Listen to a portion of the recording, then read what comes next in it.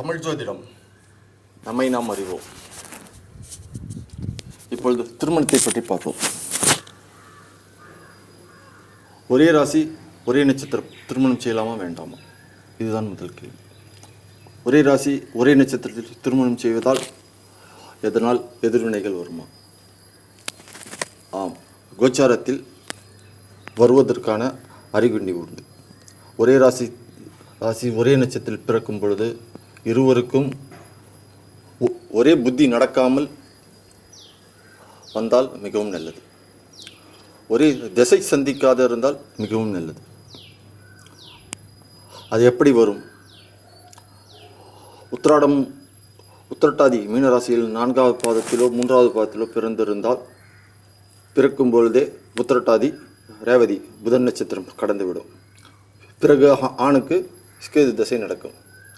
பெண்ணாக இருந்தால் புதன் திசை நடக்கும். இருவருக்கும் இந்த திசையுடைய மாறுபாடுகள் பிரச்சனைகள் குறைவாக இருக்கும். காரணம் என்றால் கோச்சாரத்தில் கிரகங்கள் 6, 8, 12 இந்த மாதிரி தவறான இடங்களில் வரும் பொழுது இருவருக்கும் ஒரே கால திசை ஒரே புத்தி நடந்தால் சில குழப்பங்களும் சண்டைகளும் சச்சரவுகளும் இயற்கையிலே உருவாகும். அதனால் நாம் முதலில் ஒருவருக்கும் ஒரே ராசி ஒரே நட்சத்திரத்தில் திருமணம் செய்தால் இதை கவனமாக பார்க்க வேண்டும். இரண்டாவது, திருமணத்திற்கு வெறும் ராசியை மட்டும் பார்க்கிறார்கள். இருவருடைய லக்னத்தையும் பார்க்க வேண்டும். இருவருடைய லக்னத்துக்கு 6, 8 வராமல் இருந்தால் இருவரும் சிறு சிறு பிரச்சனையோடு வாழ்க்கை நடத்துவார்கள். வாழ்க்கை என்பது இன்பம் துன்பம் நிறைந்தது. பூமியில் நாம் பார்க்கும் இடங்கள் எவ்வளவு குறைவாக உள்ளதோ அவ்வளவுதான் மனிதனின் வாழும் வாழ்க்கையில் இன்பம்.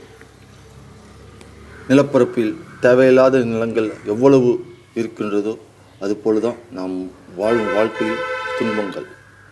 அதனால் இன்பங்களை சுவைத்து துன்பங்களை அனுபவித்து வாழ்வில் மெல்வேலும் இன்பம் பெற்று